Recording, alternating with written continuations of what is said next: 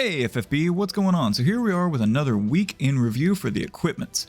And this week was pretty dead, honestly. They didn't really release much. They released like a unit and a vision card that came with it, and then I guess some Esper ores that you could farm. So joining me this week is no guest because I didn't want to waste a guest on a dead week. So everybody got off this week except for me. So let's go ahead and jump into this. Well, first off, we've got Tyvis and Yeesh. Okay. Oop. Let me fix this. Okay. So Tyvis and Yeesh, you can see I didn't even make a graphic for this week. So Tyvis and Yeesh, they come with a TMR and STMR. I'll go ahead and talk about that. The STMR for Tyvis and Yeesh is a two-handed greatsword with 220 attack. For Tyvis and Yeesh only, it gives a flat 500 attack, and for anybody, it gives boost magic damage against plants and machines by 75%. Now, if I were going to classify this into greatswords, it's not terrible. I mean, you could say that this is the reason that these units exist, is to deliver a greatsword with plant killer on it, and that is really the only reason that I say that it is not terrible, is because it has 75% plant killer on it. Would I say this STMR is worth pulling for them because of that? No.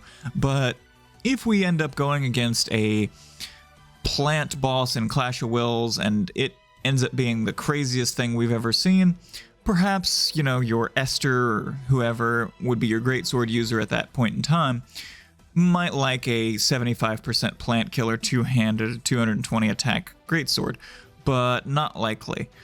Just because of the state of the global meta, we get stuff so fast and so furiously that the 220 attack, it seems too low for where we're going to be at even like next week, you know? So I just don't see it, and the flat 500 attack, it's not great. So if you happen to get these units and you happen to get their STMR, it's not completely dead, but it might not see use. So there's my review on Tvillingsverd. All right, and then our Trust Mastery is the 2 strongest in the kingdom. This is boost attack by 50% and boost physical damage and magical damage against machine monsters by 50%. Now we have so many sources of flat attack boost in the game that this is kind of embarrassing at this point for us to get just a flat attack boost and a machine killer by 50%. But it does make it a kind of a stable 50% and machine killer boost. So if this was like a Trust Mastery of a 5-star base, I would be like, oh man, that's a great Trust Mastery. But this being a Trust Mastery of a Neovision unit, it just feels lackluster. It's just not enough of anything. Most modern units cap out on attack or magic or anything like that, their base percentages with just like 1 or 2 gear. So, and then a 50% machine killer buff. And we have so many sources of machine killer in the game. I'll probably never use this, even if I ever pull Tyvis and Yeesh. But for a new player, perhaps. If I was a new player starting this week, I would definitely go for the 2B and A2 banner. And if I was a new player starting next week, I'd pull for whatever is coming after this. So if it's, you know, another collab, because they love filling us with collabs, then great. If it's, you know, just I don't know, NVA X-Death, then great, do that. But just anything that's not Tyvis and Yeesh, they're behind the times on the global meta, honestly. But that's their TMR and STMR, which is our only 2 items that we get this week. So then we'll go ahead and talk about their vision card. Their vision card is Omnibus Unleashed. This has 130 flat attack, which is kind of low for our flat attacks, but we do get it at EX1 because they are not a premium unit, so it's not terrible because of that. it does do Insect Killer for 75%, Reaper Killer for 75%, and then Machine for 75%. So if you're looking for Insect or Reaper Killer, it's not bad with the 130 attack. So it is possible for those two, but you're losing out on so much more that you would get from other better cards that you get from your Neo Vision units. But 75% Insect or 75% Reaper Killer is nothing to sneeze at.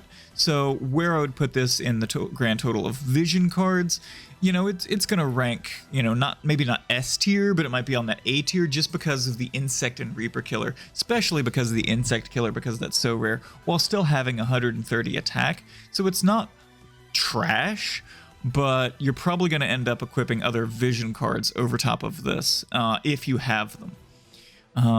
So Omnibus Unleashed, it's got Insect Killer on it. But yeah, there's nothing came out this week other than the unit and their Trust Mastery and STMR. So there's not much equipment to review other than their TMR and STMR. So in sort of response to that, we're going to take a look at the story event where you can farm out Alcherists and Pure Chrysts. So please do that, because you're going to want to level up your units and awaken their abilities. I personally try to enhance every unit that I can get, because you never know when they may be useful, and if I do them all one at a time, then whenever I need them, they're already ready. But people call me crazy for that. Then you can obtain these Awakening Spirits and turn them in for fragments for the Season 4 units. Tyvus is good if you've only got one of him but haven't got his TMR or STMR, so I would go for Tyvus. Tulian's Vision card is great. Leftia is usable for her, it's a fire buff, I believe, that's from her equipment. Hava is situational. Ish is dead in the water. Kal is dead in the water. Ilmatal, she has a STMR that you could use. It's 150% killers as an equipable skill. Roos and Aquila are usable-ish, but really behind the global units. Van Harma is kind of good for damage, but still behind the global units.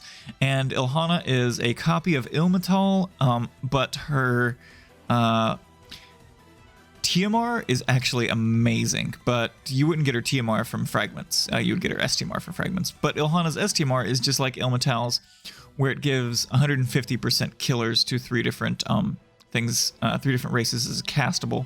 So Ilmatal and Ilhana, if you don't have their STMRs, could be very usable.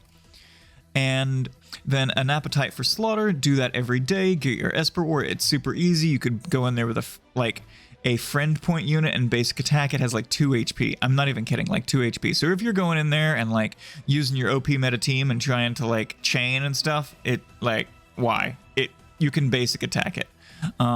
It's got 1 HP and no defense or spirit. It's so easy. And then a strength to sever sorrow. You get your crowns, your cactuars. It's a nice trial. I'll have a guide out for that. So check that out. Yeah, that's it. So I really hate when they do weeks like this. It's not great for the game to not release content or units.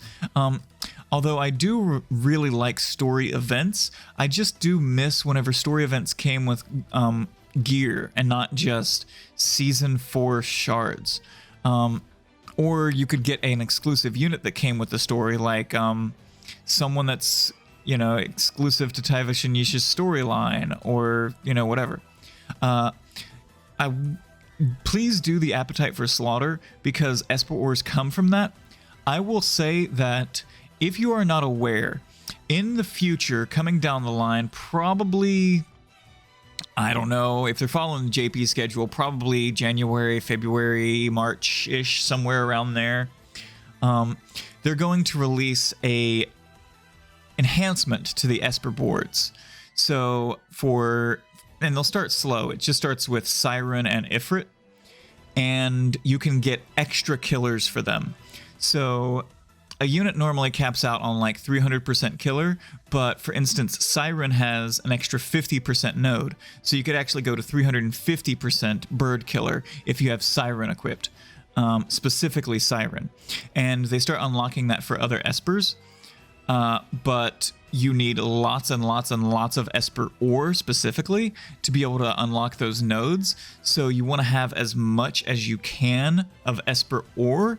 And so please don't just ignore this like appetite for slaughter because it's just so easy and it's just Esper ore. Please do it, because coming down the line, your Espers are really going to want as much ore as they can fit in them. You're going to want just fat little Espers. That's what you want. You want to just make them all super plump. And on the same token, if you are not doing it, I will show this real quick just as a warning for that.